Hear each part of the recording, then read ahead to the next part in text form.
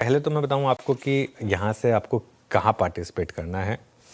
आज सुबह मैं एक चीज़ बता रहा था कि नंबर्स में ध्यान दें, और आज मैंने एक थोड़ा सा सटल हिंट दिया था कि सबसे इंपॉर्टेंट नंबर रहेगा पीजी इलेक्ट्रोप्लास्ट का, क्योंकि वो जिस तरीके से बीटन डाउन स्टॉक है और बहुत ज़्यादा शॉर्ट्स हैं वहाँ पर, अगर वहाँ हल्के से भी नंबर बेटर आ गए तो वो शायद रिकवरी आ सकती है उसमें ऑलरेडी। लेकिन 7% भाग गया है पीजी इलेक्ट्रोप्लास्ट। चलिए हमने पहले रफ्तार के घोड़े डिस्कस कर लेते हैं। वैसे मैं इस पर किसी और तरीके से आने वाला था, लेकिन ये क्लियरली आज का सबसे इंपॉर्टेंट आपका रफ्तार का घोड़ा।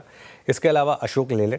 कॉन कॉल के बाद यहाँ पर एक बड़ी तेज़ी आई और मुझे कल एक्चुअली नंबर्स अच्छे लग रहे थे, मुझे मैनेजमेंट की कमेंट्री भी अच्छी लग रही थी, लेकिन दिक्कत बस एक है यहाँ पर बहुत लोगों का भी ये रियलाइज़ नहीं हो रहा है, आगे जाकर इनका बेस इफेक्ट बहुत ज़्यादा कैचअप करने वाला है। नवंबर के बाद आप देखिएगा इनके डेटा पॉइंट्स आपको ख़राब लगने लगेंगे, लेकिन अभी तो मार्केट सेलिब्रेट कर रहा है। और एशियन पेंट्स, जो आज एक्सपेक्टेड था कि बड़े ब्रोकरेजेस अपग्रेड करेंगे यहाँ पर, तो एशियन पेंट्स पर बड़े ब्रोकरेज अपग्रेड्स आए, इस वजह से स्टॉक 4% ऊपर है। मुझे लग रहा है कि मुझे हैरानी नहीं होगी अगर दिसंबर में ये स्टॉक अपने ऑल टाइम हाई की तरफ बढ़े धीरे धीरे। और हर गिरावट पर अगर आप एशियन पेंट्स की दिसंबर की कॉल्स एक्यूमुलेट करें तो वो एक अच्छी स्ट्रैटेजी हो सकती है। फिसड्डी stocks, Astral, I think Astral और सुप्रीम दोनों काफ़ी वीक रहे हैं, चार्ट पर काफ़ी कमज़ोर है एस्ट्रल, और ये आई थिंक इसके नंबर्स में भी कुछ खास नहीं था।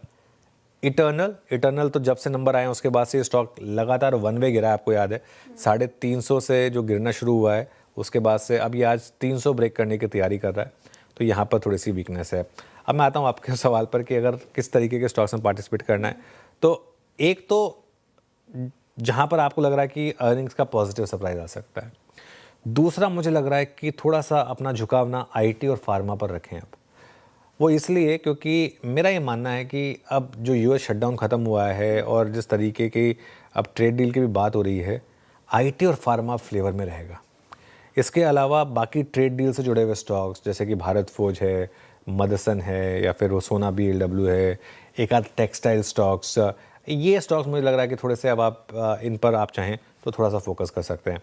I think purely Bihar election से रिलेटेड स्टॉक्स वो प्ले आउट हो चुके हैं, वो वाला मूव प्ले आउट हो चुका है। अब आपको अगला मूव यहाँ देखना है किस तरीके के स्टॉक्स पर आप फोकस कर सकते हैं।